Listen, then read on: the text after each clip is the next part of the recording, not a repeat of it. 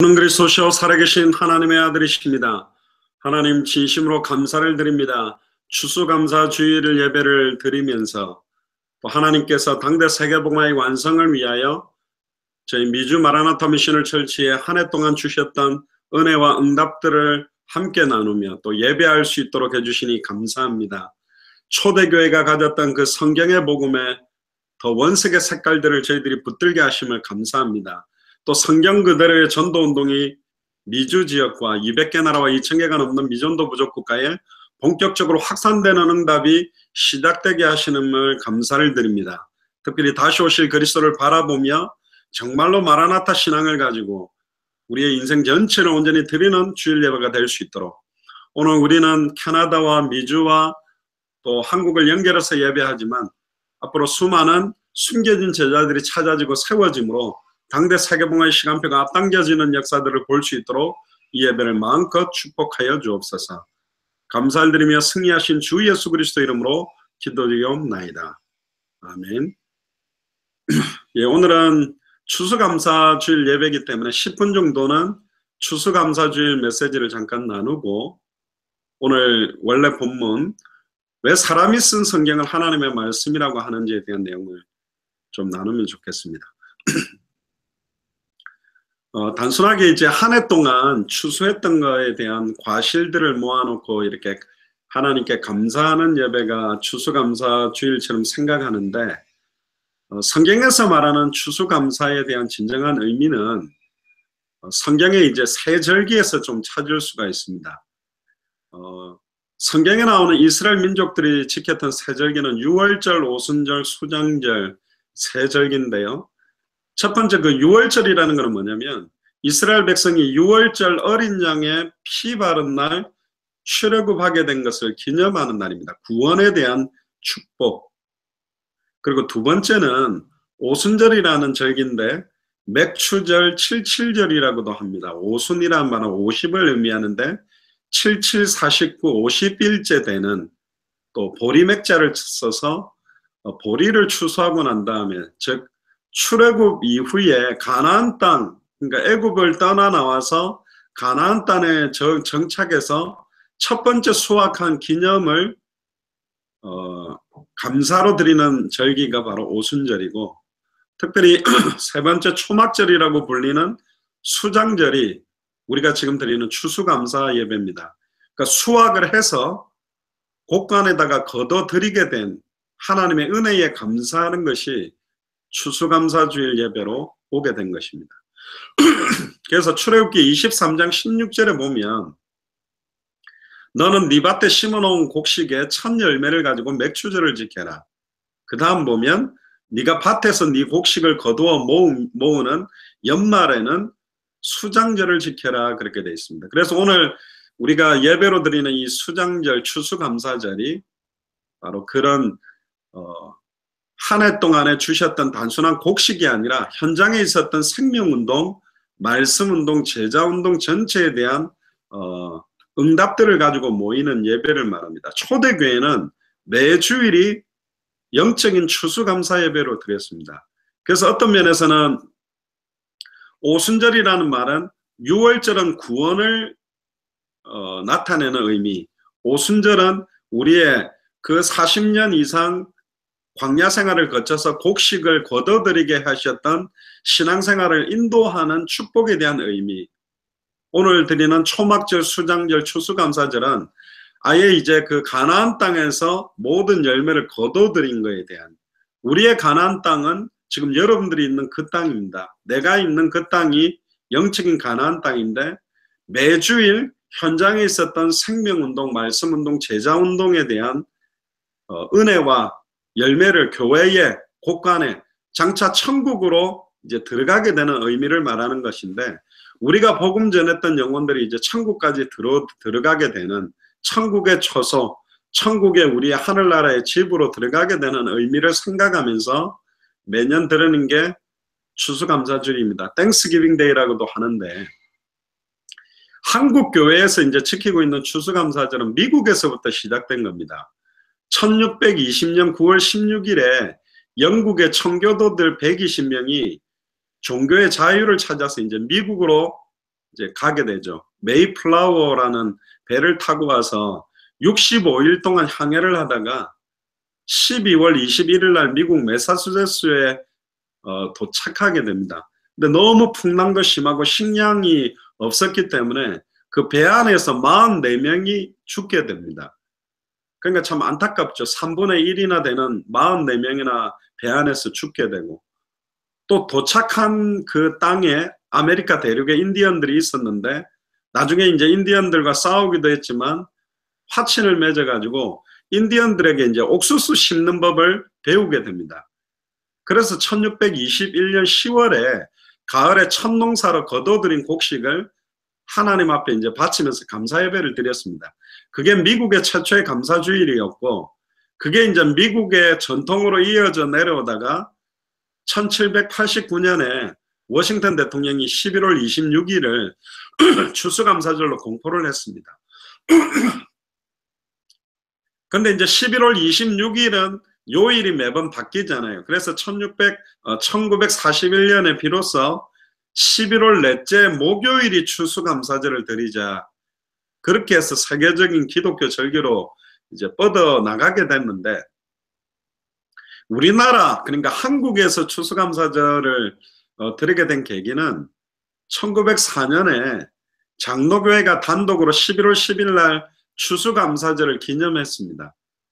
그런데 이제 1914년에 이제 결의를 해가지고 미국 선교사가 제일 먼저 한국에 들어온 것을 기념하자, 그래서 11월 셋째 주 수요일을 변경해서 지키다가 수요일 날 예배하기에는 좀 어려우니까 아예 11월 셋째 주 주일 예배, 그러니까 주일 날 추수감사절을 지키자. 그래서 매년 한국에서는 11월 셋째 주일을 추수감사절 주일로 예배를 드립니다.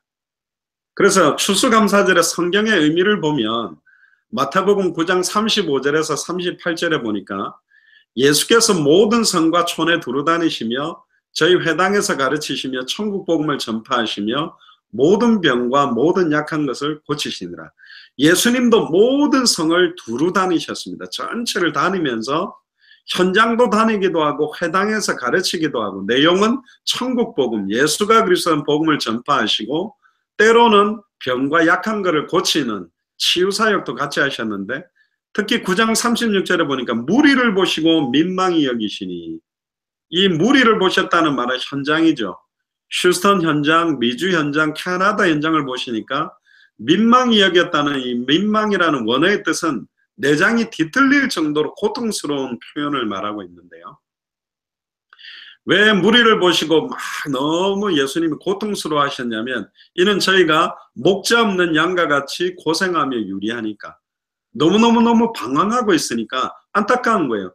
이미 선한 목자가 오셨는데, 오늘 찬송 불렀던 것처럼 누가 목자인지도 모르고 엉뚱한 데를 찾아다니는 겁니다. 내 자녀들이 지나다니는 아저씨들한테 아빠 하고 따라다니는 거, 엄마 아줌마 지나가는데 이상한 아주머니한테 엄마 하고 따라가는 거 똑같은 거죠. 알지 못하는 것을 예배하고 갈 바를 알지 못하고 방황하고 있는 현장을 봤죠. 그래서 마태복음 9장 37절에 제자들에게 이르시되 추수할 것은 많되 일꾼은 적으니. 지금 현장에는 예수가 그리스도라는 정확한 복음을 전달해주면 추수할 영혼들이 너무너무 많은데 일꾼이 적다. 예수가 그리스도라는 정확한 복음을 가지고 시간과 장소를 정해놓고 말씀 운동하면 너무너무 많이 살릴 수 있는데 이거 하는 일꾼 하나도 없다. 현장의 제자들이 이 시대의 성경의 복음, 성경의 전도, 성경의 끝을 읽고 방황하는데 이 내용을 전달해 줄 일꾼은 너무 적다. 그냥 밥 먹고 사는 일꾼들은 많고 불신자 수준으로 사는 사람은 많은데 추수할 일꾼, 당대 생활의 완성을 실제적으로 이루고 있는 사람들은 너무 적다. 그게 더 사실은 예수님이 안타까워 하셨던 것 같아요. 그래서 38절에 그러므로 추수하는 주인에게 청하여 추수할 일꾼을 보내어 주소서 하라 하시니라.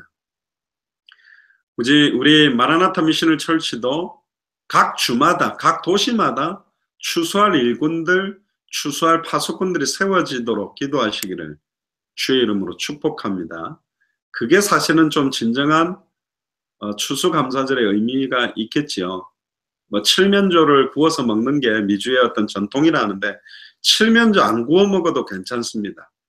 닭 안 먹어도 괜찮고 현장에 너무너무 추수할 건 많은데 추수할 일꾼이 적다라는 부분들을 이번 주간에 새롭게 좀 확인하는 시간 되기를 원하고, 많이 안 일어나도 됩니다.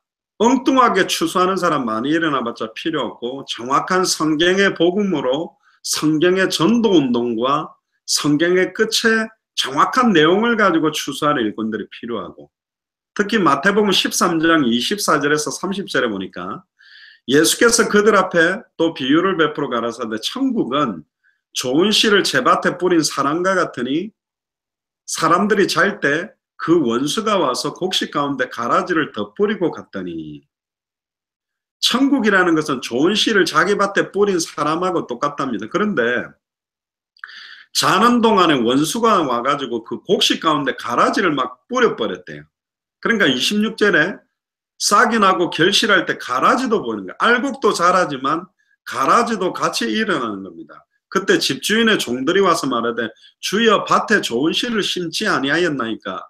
그러면 가라지가 어디서 생겼나이까? 자, 이 말은 뭐냐? 우리가 아무리 성경의 복음, 성경의 전도, 성경의 끝을 가지고 복음 전하고 전도 운동하고 방향을 잡고 해도 이 방향하고 안 맞는 가라지들이 분명히 있습니다. 그는 성경에 그렇게 있다고 말하고 있고 교회 안에도 반드시 양의 탈을 쓴 이리가 있다고 되어 있어요. 성경의 복음의 내용에 정말로 정확하게 알고 믿고 순종하지 않고 성경의 전도의 내용에 정말로 순종하고 올인하지 않고 성경의 끝에 정말로 그대로 믿고 순종하지 않는 자들이 분명히 있다는 거죠. 그럼 이 사람들은 어떻게 생겨졌는가? 그때 28절에 보니까 주인이 가로되 원수가 이렇게 하였구나. 사탄 마귀 귀신의 세력이 사실은 그렇게 만들었다라고 말하고 있습니다. 다른 말로 말하면 우리는 교회가 숫자가 빨리 많이 늘어나고 확산되면 그게 하나님의 역사라고 생각합니다. 뭐 1년 만에 5,000명이 됐다, 5년 만에 10,000명이 됐다. 그게 중요하지 않습니다. 이 사탄의 어떤 전략은 많은 가라지들을 심어 넣어가지고 굉장히 풍성해지는 것은 같지만 알곡은 거의 없는 상태로도 만들 수 있습니다.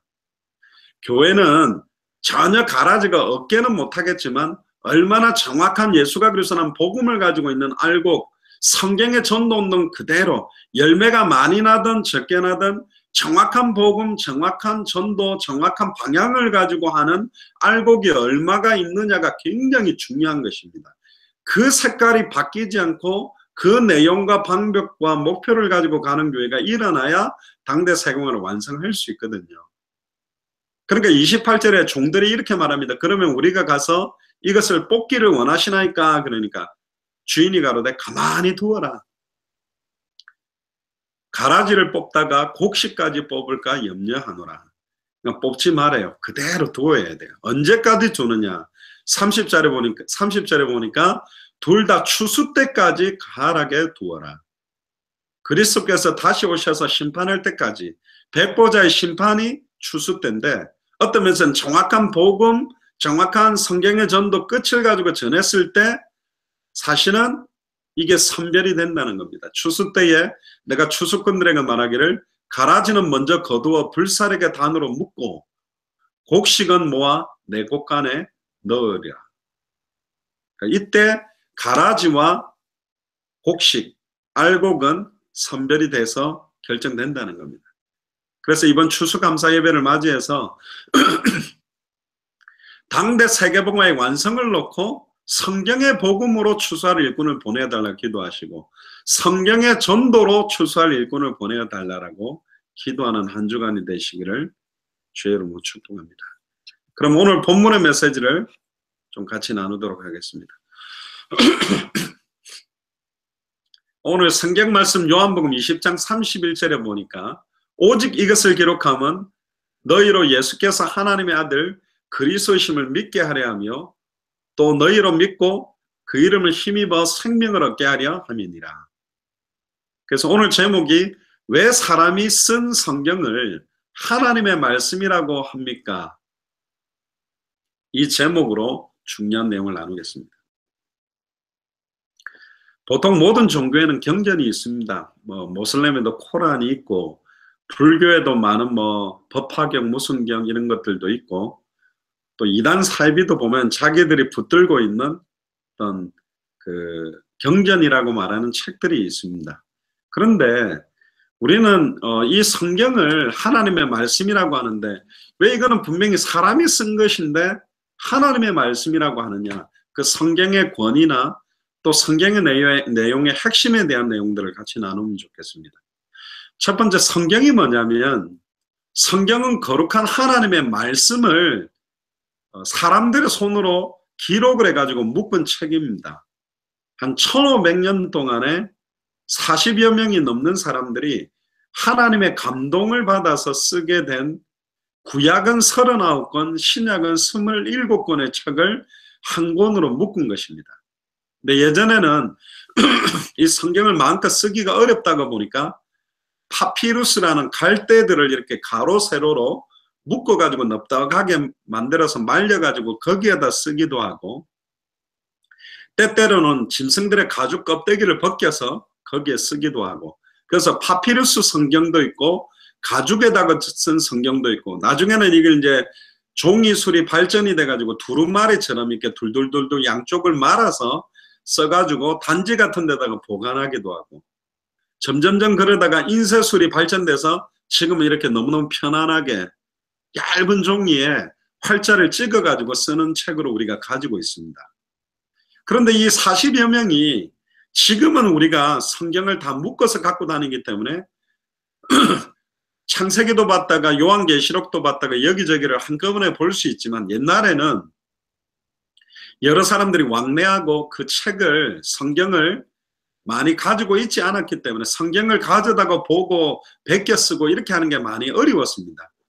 소수 쓰는 사람들만 볼 수 있었고 그렇게 많지도 않았습니다. 근데 다른 시대에 각각 하나님의 감동으로 수천 년 전, 수백 년 전에 수백 가지가 넘는 예언을 하나님이 그들에게 허락해서 그들이 하나님의 예언과 감동을 가지고 쓰라는 대로 그들이 쓰게 된 겁니다. 이걸 갖다가 유기적 축자 영감설이라 그러는데, 기계적으로 그냥 사람은 아무 생각도 없이 펜만 들고 있는데 하나님이 짝짝짝짝 쓰게 나가게 한 게 아니고, 기계적으로 쓰게 한 것이 아니라 인간의 생각으로만 쓴 게 아니라 인간의 생각과 감정과 지식과 말투를 활용하되 하나님의 감동이 거기 임하게 해서 기록하게 만든 게 구약 성경입니다. 근데 놀라운 거는 구약 성경에 기록된 많은 내용들이 수천 년, 수백 년 뒤에 그대로 완벽하게 막 이루어지고 있다는 겁니다. 어마어마하게 많은 내용이. 그 이루어진 거에 대한 주 포커스가 한 사람에 대한 포커스를 가지고 기록을 했습니다. 그래서 구약 성경의 주제는 오실 메시아, 메시아라는 단어가 뭔지 모르겠는데 그 메시아가 오시기만 하면 인간에게 있는 모든 문제는 끝난다라는 게 구약 성경의 주제들이고, 신약 성경은 그토록 기다리던 메시아, 메시아라는 말은 히브리어로 메시아고 헬라어로는 그리스도라고 그러는데, 구약 성경은 히브리어와 아람어로만 부분적으로 기록되어 있고, 헬라어는 신약 성경은 헬라어로 기록이 되어 있는데, 신약 성경은 그 메시아 그리스도가 오셨다. 놀랍게도 구약 성경에 예언했던 수백 가지가 넘는 부분을 완벽하게 성취하고 오신 분이 있다. 그 내용을 기록한 게 신약 성경이고, 그분이 그러면 오셔서 그 그리스도가 도대체 누구냐, 또 어떤 일을 하셨냐, 그런데 그 그리스도가 승천했다가 언제 다시 오시느냐, 또 반드시 오신다, 그게 기록된 게 신약 성경입니다. 왜 성경을 하나님의 말씀이라 그러냐면, 사람은 이렇게 기록할 수가 없어요. 수백 년, 수천 년 전에 어디서 태어나고 어떻게 죽고 살아날 것, 심지어 그 한 사람의 제자가 그 사람을 팔 것도 예언해놨고, 팔고 은 30개를 받을 것도 예언해놨고, 채찍 맞을 것도 700년 전에 예언했고, 처녀가 잉태하여서 아들을 낳는, 남자를 한 번도 가까이 아니한 처녀가 아이를 놓는다라고 기록했는데 정확하게 그대로 성취되고, 심지어 나무에 달려 모든 인류의 죄를 짊어지고 죽을 것도 예언됐고, 심지어 그 다리뼈가 꺾이지 아니할 거, 그의 옷이 벗겨져서 제비뽑기 당할 거, 부자 무덤에 들어갈 거, 승천할 거, 부활하셔서 사람들에게 보여줄 거, 어마어마하게 많은 것들이 사실은 예언된 겁니다. 우리가 크리스마스 때 보면 동방박사 세 사람이 낙타를 타고 베들레헴으로 가고 있죠. 왜 베들레헴으로 가냐면 메시아 그리스도가 오시면 베들레헴에서 나신다고 돼 있기 때문에. 그래서 베들레헴으로 간 것입니다. 다 기록되어 있어요. 사람이 어떻게 수백 년, 수천 년 뒤에 일어날 걸 쓸 수 있나요?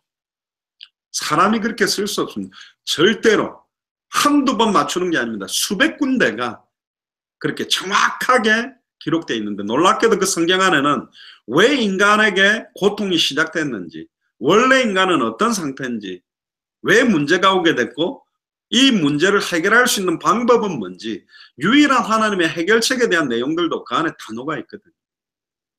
더 충격적인 사건은 아직 이 성경 66권은 지금도 이루어지고 있습니다. 아직 다 안 이루어졌어요. 세계복음화가 완성될 거라는 내용과 그 육체를 가지고 승천했던 예수님이 모든 족속 천하만민 땅끝에 복음이 증거되면 다시 육체를 가지고 오신다라고까지 기록이 되어 있습니다. 그리고 마지막 때에 수많은 지진과 난리의 소문들과 고통의 때가 온다는 것은 아직 안 이루어졌습니다. 지금도 66권은 성취 중에 있고 성취되고 있습니다. 그래서 이 성경은 그냥 책이 아니라 하나님의 말씀입니다. 어마어마하죠. 구약 성경의 주제는 오실 메시아, 신약 성경의 주제는 오신 그리스도, 세계복음화가 완성된 이후에 다시 오실 그리스도. 여기 이렇게 기록되어 있는 게 구약과 신약 성경의 주제라는 겁니다.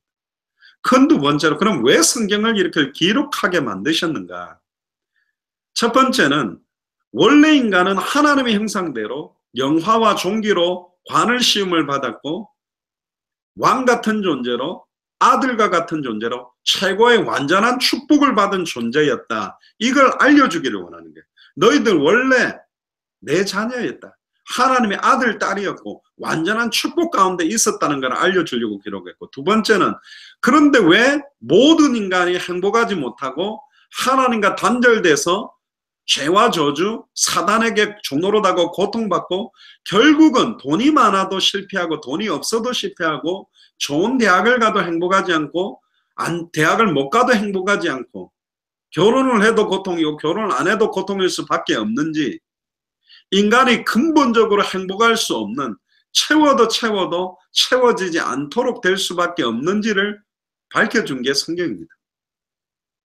세 번째는 결국 인간의 모든 그 문제가 뭐냐? 세 가지다. 사탄에게 미혹을 받아 하나님의 말씀을 정확하게 알고 믿고 순종하지 못한 죄 때문에 저주가 임했고 하나님과 영원히 단절된 상태로 고통받고 있는 이 세 가지 문제가 해결돼야 하나님을 만날 수 있는데, 그 어떠한 인간도 이 세 가지 문제를 해결할 수가 없다. 누가 해결할 수 있느냐? 메시아 그리스도가 해결한다. 메시아 그리스도라는 이름의 뜻은 기름 부음 받은 자라는 뜻인데, 구약 성경에 보면 선지자, 제사장, 왕 이 세 직분의 기름을 부었는데, 그럼 왜 기름 부음 받은 세 직분이어야 되느냐? 사탄을 깨뜨리는 왕이 필요하고, 죄와 저주를 해방시키는 제사장이 필요하고, 하나님과 단절된 문제를 해결하는 선지자가 필요한데, 아담의 후손, 즉 남자와 여자의 씨로 태어난 모든 아담의 후손은 태어나는 순간 죄인이요 마귀에게 속했기 때문에 사탄 문제, 죄 문제, 하나님과 단절된 문제를 해결할 수 없는 거예요.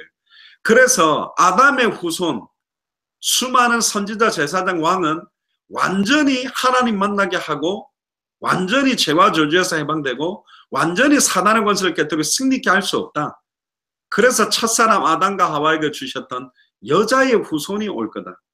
남자의 씨가 아니라 동정녀 마리아 몸에 성령으로 잉태된 자가 참된 왕, 참된 제사장, 참된 선지자가 될 수 있다. 그분만이 뱀의 머리를 박살내고 사단 권세를 박살내고 발꿈치가 상하게 될 거라는 십자가의 죽음으로 인류의 모든 죄를 짊어지고 죽었다가 다시 살아나서 단번에 영원히 십자가와 부활로 하나님 만나는 길을 열고 죄와 저주에서 해방되는 길을 열고 사탄의 것을 깨뜨리고 승리하는 길을 연다. 그러면 그 메시아 그리스도가 누구냐? 그게 큰 주제입니다. 누가 그러면 메시아 그리스도냐? 창세기 3장 15절에 아담과 하와에게 첫사람 아담과 하와가 하나님과 함께하는 완전한 축복을 놓치고 떠나는 순간 모든 인류에게 사망이 오고 고통이 오게 됐는데, 떠나기 전에 아담과 하와에게 주셨던 약속이 있어요. 여자의 후손이 올 것이다. 그 여자의 후손이 뱀의 머리를 박살내고 발꿈치가 상함으로 너희의 죄와 저주를 해방시킬 거다. 그리고 아담과 하와가 하나님과 단절되기 전에 창세기 3장 21절에 아담과 하와가 정령 죽어야 되는데, 하나님의 말씀을 놓친 그 정령 죽어야 될 그 말씀의 성취 대신 아담과 하와를 위하여 창세기 3장 21절에 죄를 짓지 않은 짐승 한 마리를 데리고 와서 처음 제사, 첫 희생 제물, 첫 대속의 제사를 아담과 하와 앞에서 에덴 동산에서 펼칩니다. 짐승을 죽여서 피가 뚝뚝뚝 흐르는 가죽옷을 아담과 하와에게 입혀주세요. 그게 바로 장차 십자가의 죽음, 소와 양의 피로도 우리의 죄가 깨끗하다고 말했는데 보배로운 어린 양의 보혈로 우리의 죄와 수치와 능력을 가려줄 가죽옷, 성령 충만, 빛의 갑옷을 입게 되고 머리끝부터 발끝까지 그리스도로 옷 입는다라는 개념으로 우리를 구원하게 되는 예표를 사실은 아담과 하와에게 보여주셨고, 아담과 하와에게 보여주셨던 그 예표가 수천 년 지나서 지금으로 말하면 지금으로부터 2016년 전에, 약 2000년 전에 십자가의 골고다 언덕에서 예수님이 그리스도로 와서 십자가와 부활로 단번에 영원히 하나님 만나는 길을 십자가에서 열었어요. 자기 몸을 찢으사 단번에 영원히 하나님께 나아가는 새롭고 산 길을 열었고, 요한복음 14장 6절에 내가 곧 길이요 진리요 생명이니 나로 말미암지 않고는 아버지께로 올 자가 없다라고 대제사장들이 하나님을 만나는 성전 안에 성소와 지성소를 맡고 있는 휘장을 찢어버리는 것처럼 이제 누구든지 대제사장을 통하지 않고 예수를 나의 그리스도로 믿고 영접하고 부르면 하나님 만나는 길을 여시고, 누구든지 한 번의 제사로 과거 현재 미래 모든 죄와 저주에서 영원히 해방되는 대속의 제사를 이루시고, 한 번의 제사로 다시는 제사할 필요가 없는 완전한 제사, 영원한 제사, 단번에 영원히 온전히 끝낸 제사를 이룬 분이 예수 그리스도입니다. 참 제사장으로. 그리고 십자가에서 사탄의 머리를 완전히 박살내고 사망 권세를 깨뜨리고 부활하신 참된 왕이 바로 예수님입니다. 그래서 성경의 주제는 뭐냐? 예수님이 바로 메시아다. 예수가 바로 그리스도다. 다른 말로 말하면 내게 찾아오는 경제 문제, 자녀 문제, 환경 문제, 질병 문제, 수만 가지 문제가 왜 생기게 됐느냐? 하나님과 함께했던 인간이 하나님을 떠나는 순간부터 모든 영적인, 정신적인, 마음적인, 육신적인, 환경적인, 질병적인 후손에게 오는 고통이 다 온 것이다. 그래서 이 수만 가지 파생된 문제를 해결하지 말고 하나님을 만나게 되면 물고기가 물 밖에서는 모든 것들이 고통일 수밖에 없듯이 물속에 들어가는 순간 참된 행복을 회복하고, 뿌리가 뽑힌 나무가 물을 뿌리면 썩고 햇볕을 비추면 마르듯이 빨리 뿌리를 땅에 내려야 살듯이 하나님과 단절돼서 사탄의 문제, 죄와 저주의 문제, 하나님과 단절돼 육체가 된 문제 때문에 이 땅에 그 어떤 것으로는 행복할 수 없다. 누구부터 만나야 되냐? 하나님을 만나야만 참된 행복이 시작되고 모든 문제가 끝나게 되는데, 그 하나님 만나려고 인간이 몸부림쳐서 노력으로 종교로 해도 사탄과 죄와 저주와 하나님과 단절된 문제는 해결할 수 없다. 이 세 가지를 해결할 수 있는 해결책은 하나님이 주신 해결책밖에 없다. 그래서 사탄을 깨뜨리신 참된 왕, 죄와 저주를 단번에 영원히 해방시킨 참제사장, 하나님과 단절된 문제를 단번에 영원히 해결하신 참선지자, 이 세 직분을 합한 메시아 그리스도가 오셨다. 그분이 누구냐? 예수다. 예수님이 십자가 부활로 이 세 가지 문제를 단번에 영원히 십자가에서 다 이루시고 죽었다가 부활해서 승천했다가 지금 성령으로 지금 이 자리에 지금 방송을 보고 있는 여러분들 마음 앞에 지금도 성령으로 와 계시는데, 계시록 3장 20절에 볼지어다 내가 문 밖에 서서 너의 마음 문을 두드리노니 내 음성을 듣고 마음의 문을 열기만 하면 내가 그에게로 들어가 그는 나로 더불어 먹고 나는 그로 더불어 먹으리라. 구원이 뭐냐? 임마누엘입니다. 하나님이 우리와 다시 함께하게 되는 거예요. 만나도 되고 안 만나도 되고가 아닙니다. 모든 인간은 하나님을 만나야만 됩니다. 다른 길이 없습니다. 사도행전 4장 12절에 천하 인간의 구원 얻을 다른 이름을 준 적이 없습니다. 수많은 종교 지도자들의 경전과 종교 지도자들의 가르침 훌륭하고 좋은 내용입니다만은 하나님 만나는 길은 아닙니다. 과거, 현재, 미래 모든 죄와 저주를 영원히 해망시키는 길은 아닙니다. 우리를 공격하는 사탄, 마귀, 귀신의 세력을 완전히 깨뜨리고 승리하는 길은 아닙니다. 그리고 모든 종교 지도자들은 아담의 후손으로 죄인입니다. 죄인은 사탄을 이길 수가 없고 마귀에게 속한 상태로 있는 것이고, 죄인은 하나님께 인도할 수 있는 구원자가 될 수 없어요. 그래서 하나님은 말도 안 되는 성령으로 동정녀 마리아 몸에 잉태돼서 성육신하고 죄 없는 육체를 가지고 와서 인류의 모든 죄를 짊어지고 저와 여러분들의 죄와 저주, 고통, 어려움들을 다 담당해서 짊어지고 완전히 죽었다가 부활하셨습니다. 죄 없다라는 증거로. 그리고는 승천했다가 성령으로 지금 우리 만문 앞에 계시고, 요한복음 1장 12절에 영접하는 자 곧 그 이름을 믿는 자, 예수를 나의 참 선지자, 예수를 나의 참 제사장, 예수를 나의 참된 왕으로 마음으로 믿고 입으로 고백해서 영접하는 순간 내가 너희 속에 있겠으며 영원히 함께 있겠다. 너희가 하나님의 성전인 것과 하나님의 성령이 네 안에 가는 것을 왜 알지 못하느냐? 내 안에 영원히 함께하게 되는 구원이 되는 거죠. 뿌리가 뽑힌 나무에 물을 주면 썩어버리고 뿌리가 뽑힌 나무에 햇볕을 비추면 마르듯이 하나님을 떠난 인간은 돈을 가져도 행복하지 않습니다. 수많은 여자를, 수많은 남자를 아무리 좋은 자리와 명예에 간달치라도 행복하지 않습니다. 참된 행복, 참된 기쁨은 인간은 하나님과 함께 할 때만 있습니다. 구원이 뭐냐? 임마누엘입니다. 우리가 하나님께 가지 못하니 하나님의 친히 찾아오셔서 우리와 의논하지 않고 2000년 전 십자가와 부활로 첫사람 아담 때문에 인간에게 사망이 왔는데 마지막 아담 그리스도께서 인류의 대표자로 모든 문제를 다 끝내놓고 지금 성령으로 우리 마음문 앞에 계십니다. 누구든지 주의 이름을 부르면 구원받는다. 요한복음 5장 24절에 나를 믿고 나 보내신 이를 믿는 자는 영생을 얻었고 심판에 이르지 아니하나니 사망에서 생명으로 단번에 영원히 옮기게 되는 구원의 길을 완전히 여신 겁니다. 얼마나 감사합니까? 예수만 메시아여, 예수만 그리스도입니다.